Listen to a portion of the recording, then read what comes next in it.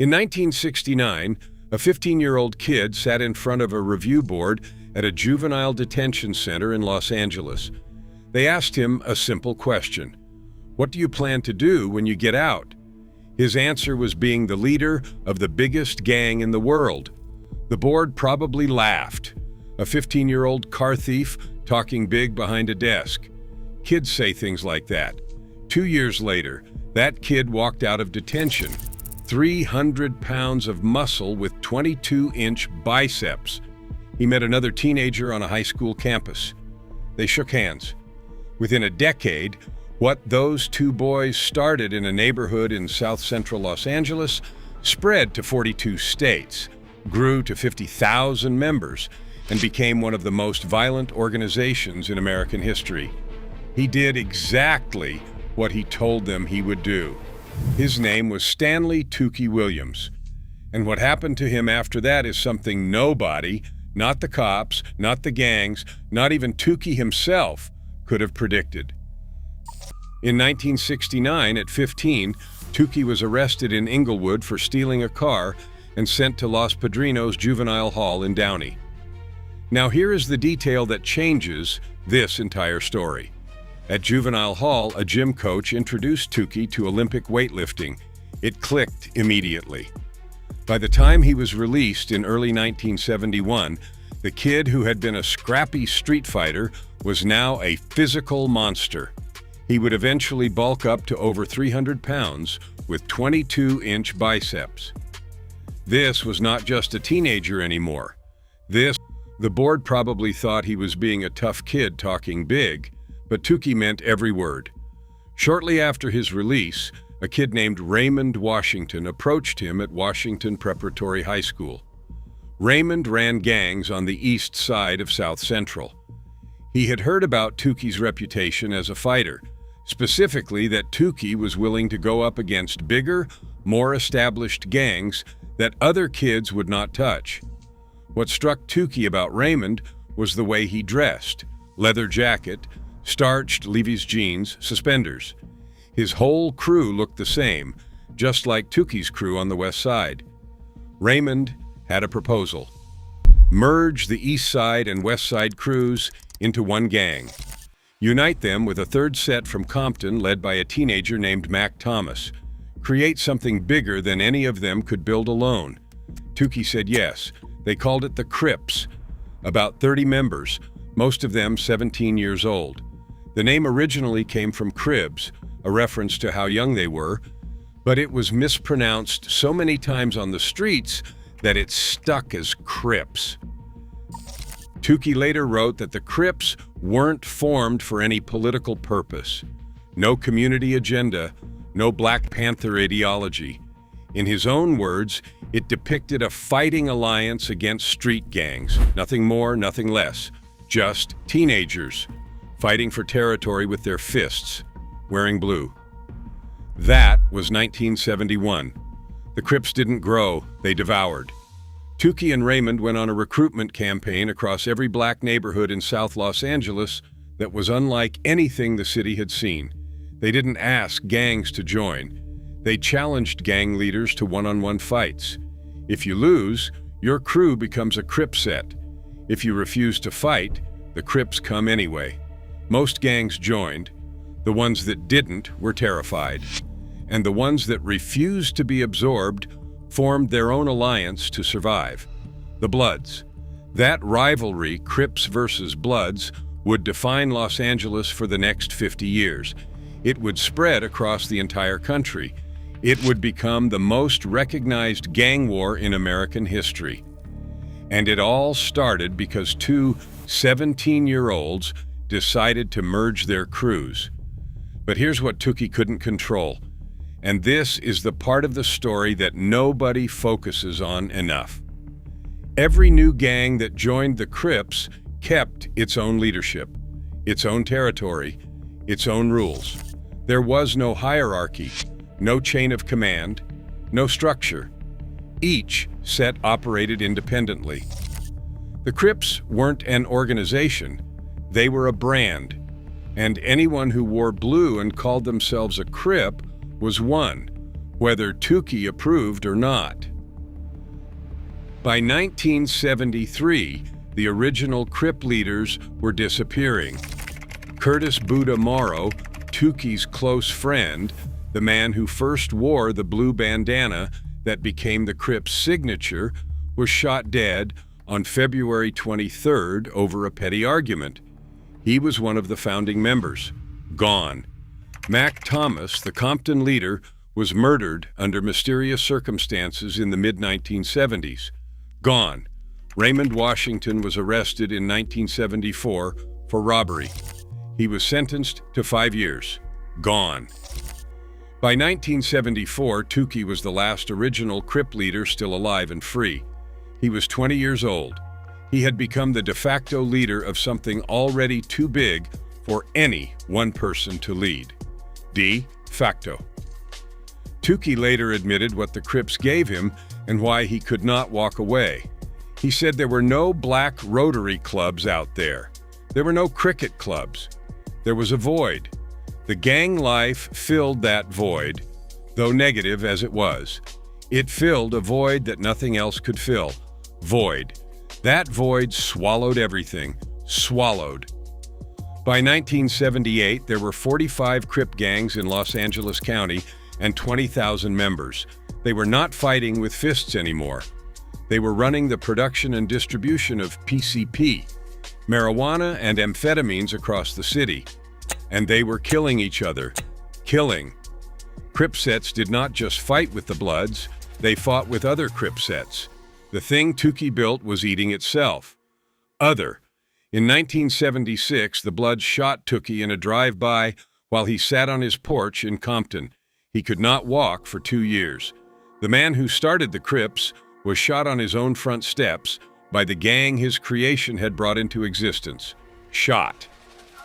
After the shooting, Tookie began smoking PCP heavily. His authority crumbled. New Crip leaders emerged who did not know him, did not respect him, and did not care about whatever the original purpose had been. Crumbled. Tookie said the Crips had become just like the gang members they had once sought to protect themselves from. Crips had become gangbangers who terrorized their own neighborhoods. Terrorized. The 15-year-old who told a review board he would lead the biggest gang in the world had done it. By 25, that gang was a machine running on its own fuel, and the machine did not need him anymore. Machine. It was about to destroy him. February 28, 1979. Prosecutors say Tookie and 3 associates smoked PCP, laced cigarettes, and drove to an industrial area east of Los Angeles looking for somewhere to rob. They found a 7-Eleven in Whittier. Inside, Albert Owens, 26 years old, the only employee working that night. Tookie took Owens to a back room, shot out a security monitor, then executed Owens with 2 shotgun blasts to the back. He executed him. The robbery netted about $120. 11 days later, March 11, 1979, prosecutors say Tookie broke into the Brookhaven Motel in South Central on his own. Inside, he killed 3 members of a Taiwanese immigrant family who owned and operated the motel: Yen Yi Yang, 76, his wife Tsai Shai Chen Yang, 63, and their visiting daughter Yi Chen Lin, 43. 3 people were killed, 4 people dead in 11 days, a convenience store clerk and a family of immigrants. Witnesses at the trial said Tookie bragged about the killings afterward. Prosecutors presented testimony that he had imitated the sounds one of the victims made as they were dying and laughed about it for 5 or 6 minutes. Laughed. Tookie maintained his innocence for the rest of his life. He said the witnesses were facing their own charges and lied to the jury in exchange for deals. His defense argued that forensic evidence was unreliable. None of it mattered. In 1981, Tookie was convicted of all 4 murders and sentenced to death. He was sent to San Quentin on April 20th, 1981. He was 27 years old. 5 months before Tookie's arrest, on August 9th, 1979, Raymond Washington was standing on a street corner in South Central at East 64th Street and South San Pedro Street, hanging out with friends around 10 p.m. A car pulled up. People Raymond knew, people believed to be his own Crips associates. Someone opened fire. Raymond Washington, the man who proposed the Crips in the first place, who approached Tookie at Washington Prep, who wore the leather jacket and starched Levi's, was dead at 25.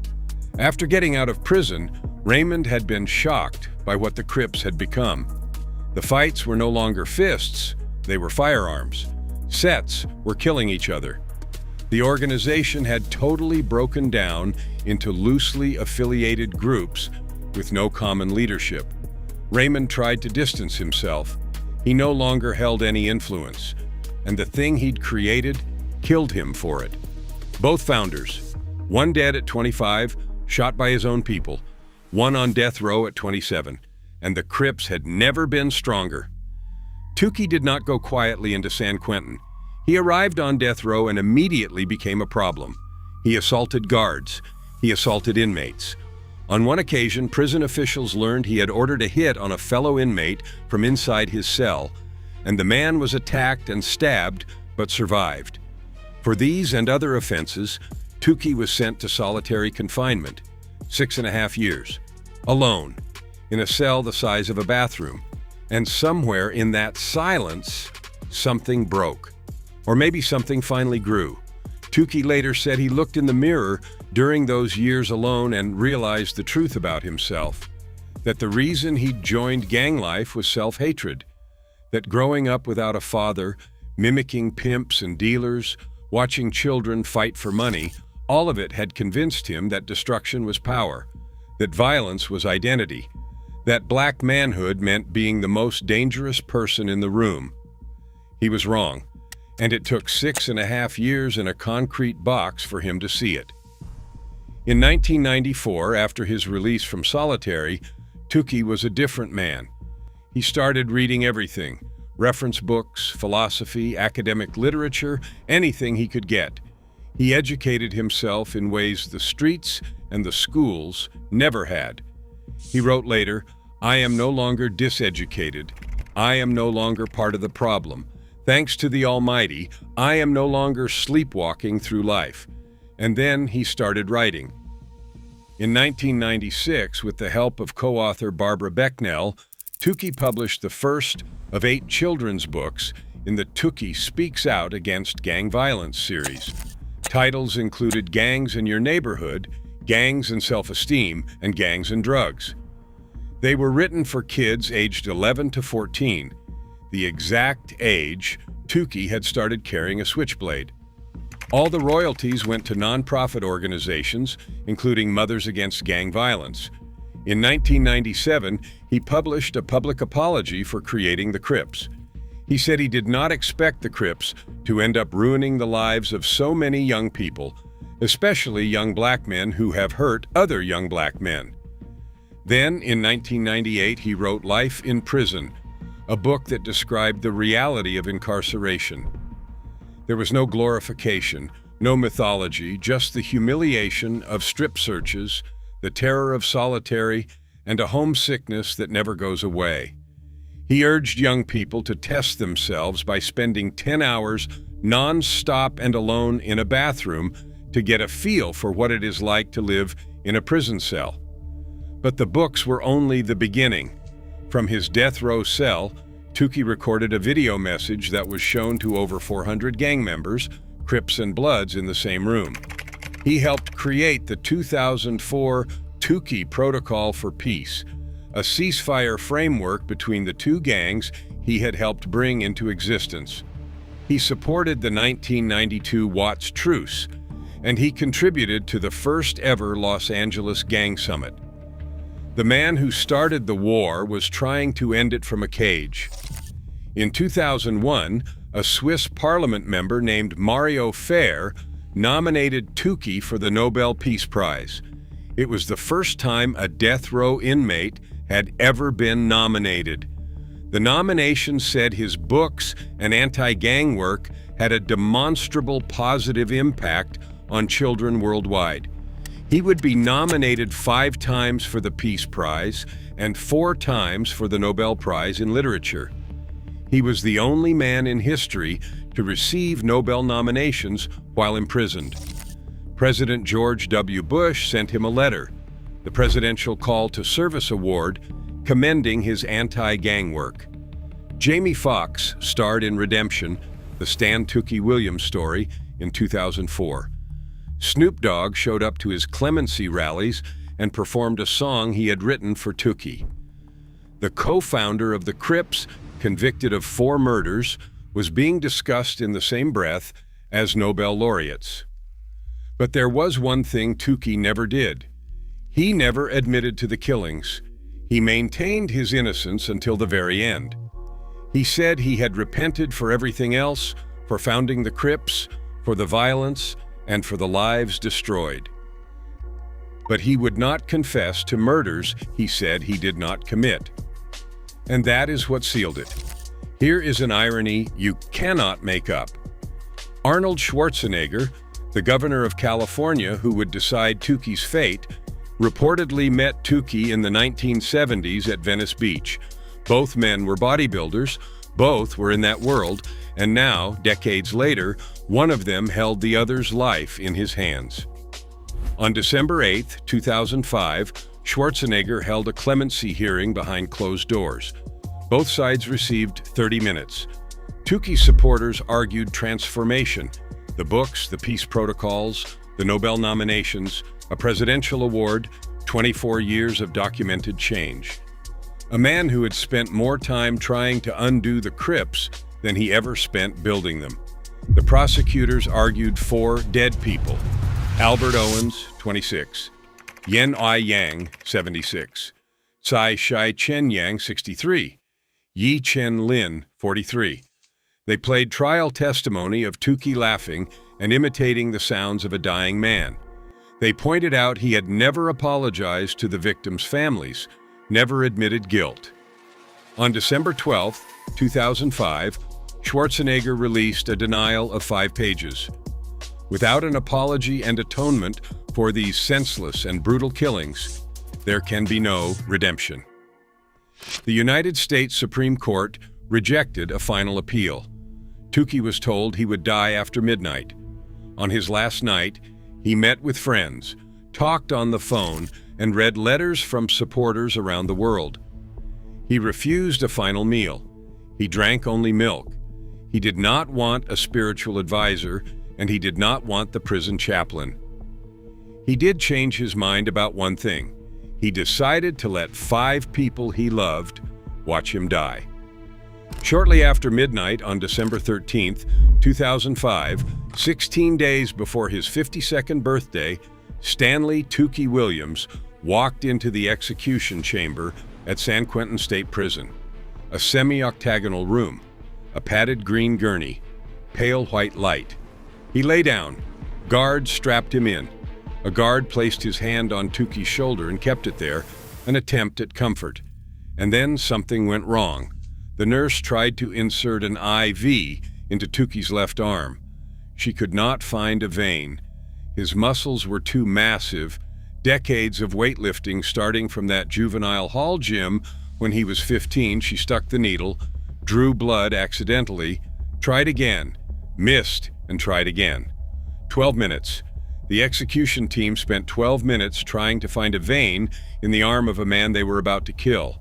At one point, Tookie lifted his head off the gurney and looked at the nurse. Still can't find it? His 5 loved ones stood behind the glass. They mouthed, "God bless you." They mouthed, "We love you." They blew kisses. Barbara Becknell, his co-author and the woman who had helped him write those children's books, stared at him and prayed. Tookie tried to keep his head up as long as he could, to see them, to hold on to the faces of the people who loved him for as long as consciousness would allow. At 12:21 a.m., the sodium pentothal entered his bloodstream. Then pancuronium bromide to stop his breathing. Then potassium chloride to stop his heart. He kept his head up until the first drug took him under. At 12:35 a.m., Stanley Tookie Williams was pronounced dead. 36 minutes, from the moment he walked in alive to the moment they called it. Outside San Quentin, 1,000 people stood in the dark. A former Crip named Donald Archie, who went by Sweetback in the streets, now 51 years old, said that Tookie's body might lay down, but his spirit ain't going nowhere. Hours before the execution, in his final interview, Tookie said that his lack of fear of this barbaric methodology of death came from his faith. He said it had nothing to do with machismo, with manhood, or with some pseudo-former gang street code. He said this was pure faith and predicated on his redemption.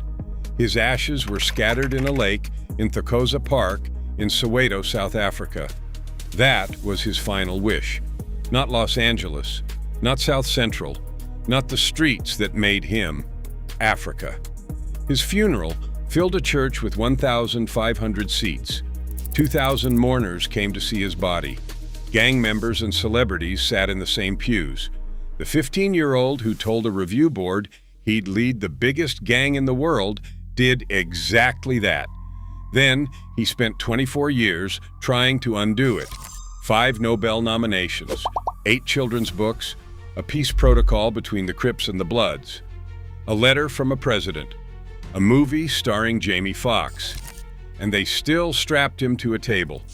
Because some things, once you build them, you can't take back. The Crips are still out there, 50,000 deep, in 42 states, wearing blue. And the man who started it all is ashes in Africa.